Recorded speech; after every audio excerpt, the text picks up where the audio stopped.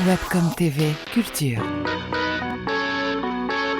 Il est occitan, il peint un bras, un buste, un regard. Il révèle sans compromis dans les visages, les corps et la chair l'histoire de ses personnages. Avec plus de 200 œuvres de chair et de sang, Benjamin Carbone, l'expressionniste contemporain, est avec nous sur Webcom TV. Webcom TV Culture. Mon boulot, en fait, j'en suis arrivé à peindre ce que je peins parce que je me suis rendu compte que lorsque tu te mets à peindre, ou peu importe le métier, il faut choisir un domaine.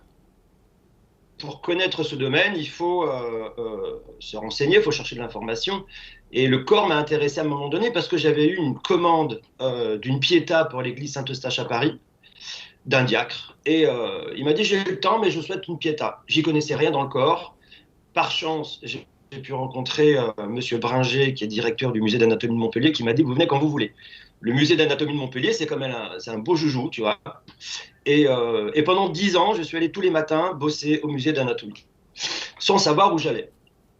Et je me suis aperçu qu'en fait, bon, la technique, c'est la technique, mais par contre, l'histoire du corps, c'était beaucoup plus intéressant. Donc voilà, donc j'en suis arrivé à peindre des corps, non pas simplement pour faire joli dans une maison, le présenter comme une décoration, mais pour parler un peu de notre condition à travers le corps. Voilà. C'est à peu près le parcours que j'ai eu. Donc j'ai étudié les maladies de peau, les siècles ont passé, il y a eu beaucoup de choses. Hein. Le corps qu'on a aujourd'hui, c'est pas les corps qu'on a tout le temps eu. Voilà. Et j'en suis arrivé à peindre à travers le corps l'histoire, en quelque sorte, de mon image de la société. C'est-à-dire une très grande fragilité. Voilà. C'est comme ça que j'en suis arrivé. Pour me présenter vite fait, pour traduire un peu ce que je fais. D'accord. Et le noir et blanc, c'est arrivé aussi parce que tout d'un coup, il y avait, pour ne plus se poser de questions dans la palette, par exemple. Tu sais, quand tu peins, tu cherches les teintes, les couleurs. Je me suis dit, la palette, je peux peindre à l'aveugle. Il y a du noir, il y a du blanc, point barre. L'identité, le sujet est ailleurs que dans ma palette. Voilà. Donc je me suis séparé des choix de couleurs pour me concentrer beaucoup plus sur l'image, la traduction que je pouvais donner en peinture. Ok, très bien, très bien. Alors, justement, aujourd'hui, quelle image tu pourrais donner du corps avec tout ce qui se passe, avec cette pandémie, avec cette crise Alors, l'image du corps se fragilise forcément, puisque la peur atteint bon nombre d'individus, donc le corps se fragilise. Et moi, je suis très, très lié à ce que vit la société. Voilà. Par exemple, je te raconte un truc tout bête. J'ai un ami qui est mort il y a quelque temps, crise cardiaque, et c'est un pote à qui il manquait une jambe. Je fais une peinture dans mon atelier, sans m'en rendre compte, je peins un mec à qui il manque une jambe. Mais je n'avais pas fait gaffe, si tu veux. Je suis lié à ça. Donc forcément aujourd'hui, je peins des personnages qui sont de plus en plus fragiles. Quand par exemple dans mes peintures, je peins un morceau très esthétique, très technique, de clair-obscur avec la technique qu'il faut, voilà. Et quand tout d'un coup, avec un coup de cuillère, avec un coup de peinture, je déchire en fait, en quelque sorte, la technique, la beauté, le soi-disant socle solide, là je fragilise les choses. Et plus ça va, plus je fragilise mes corps. Parce qu'on est dans une société où j'entends énormément de peur, de crainte, d'angoisse, en fait, en quelque sorte. Mais moi, je veux m'occuper de moi. Je ne veux pas m'occuper d'une société. Mais je suis lié à ce monde. Donc forcément, ce qui se passe dans mon environnement, je fais partie du monde, je fais partie de l'environnement. Donc on est des passeurs, on est sensibles. Donc je peins aussi ce qui se passe autour, mais sans le décider. Ça se fait tout seul.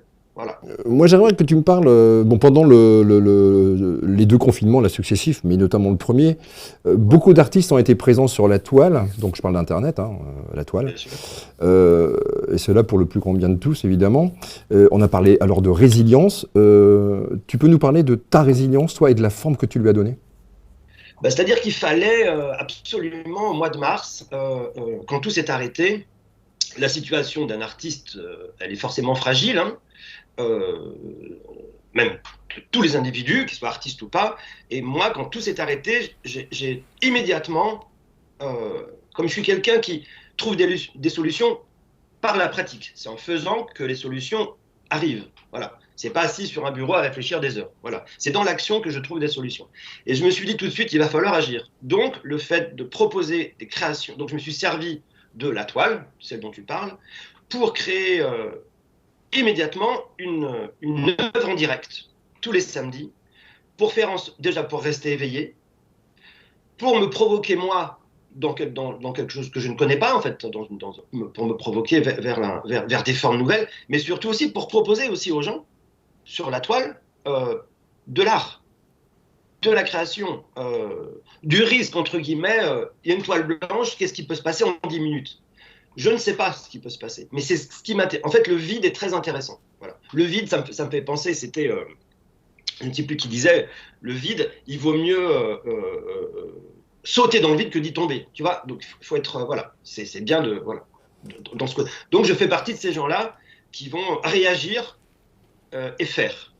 Voilà. Donc c'est comme ça que j'ai vécu et c'est comme ça que je vis encore à l'heure actuelle. Alors, on a parlé de Marc Gaillet. Hein, moi, j'ai entendu parler d'un collectif qui s'appelle l'UMAC.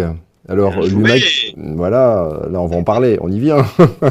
L'UMAC est l'Union méditerranéenne des artistes de la colère, et non pas forcément en colère. Marc Gaillet me l'a précisé. L'UMAC, en 2 mots, ce petit collectif qui est constitué de Marc Gaillet, Benjamin Carbone, je crois qu'il y a aussi Isabelle, qui est l'assistante de Marco, une autre artiste. Est-ce que tu peux me parler un peu de ce collectif et des futures actions de ce collectif? Pourquoi ce collectif d'ailleurs? Alors voilà, la naissance, l'origine, la jeunesse de ce collectif, c'est venu, on a fait 2-3 expos avec Marc Gaillet dans des salons d'art. On a vu comment ça fonctionnait, comment fonctionnaient des galeristes, comment fonctionnaient des organisateurs, comment fonctionnaient des artistes. Et on a vu qu'il y a pas mal d'artistes qui fermaient leur gueule, pour être polis, pour être bien vus par des galeristes, par exemple, ou pour ne pas rester dans les petits papiers, voilà, ou dans les jupons, ou tout ce que tu veux. Et en fait, quand je bosse avec un galeriste, ou avec n'importe qui, on est 2, on travaille 2 ensemble sur une matière. Donc il n'y en a pas un qui est au-dessus de l'autre, voilà. On a eu pas mal de rendez-vous comme ça, on les a notés, on s'est dit ça serait bien, un de ces 4, qu'on se voit, qu'on se prenne un verre et qu'on échange là-dessus. Et de ça est venue justement l'idée de mettre en forme toute cette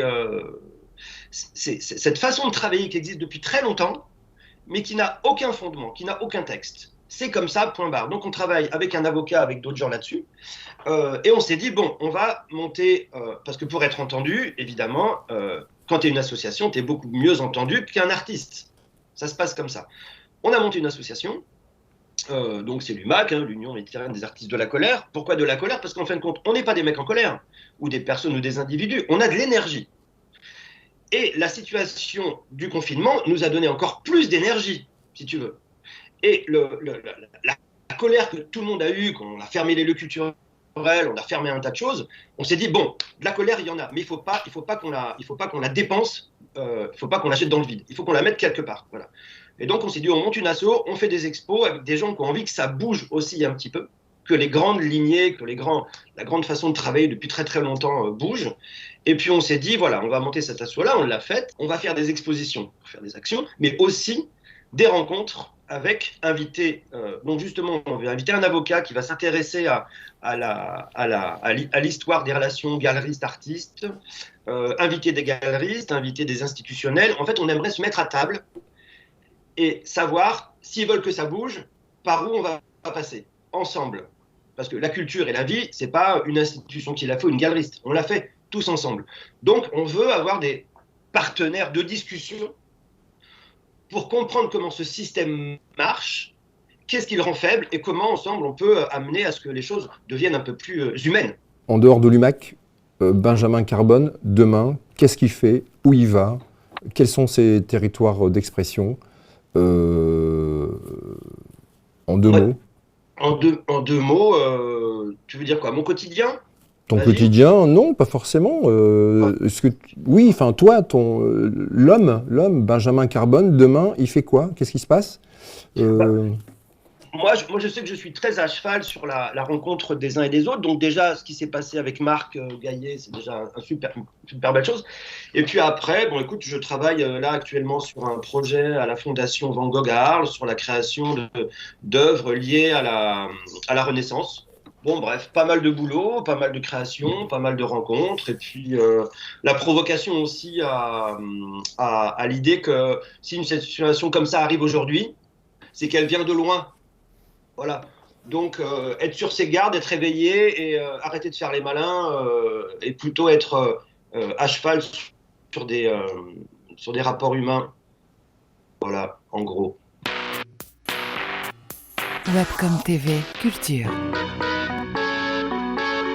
Merci Benjamin, longue vie à l'UMAC, et nous ne manquerons pas d'en parler dans nos prochains magazines culture sur Webcom TV. Pour ceux qui ne connaissent pas le travail de Benjamin Carbone, je vous propose de le découvrir maintenant dans ce clip d'une de ses performances réalisées lors du salon Solidart à Lille en septembre dernier.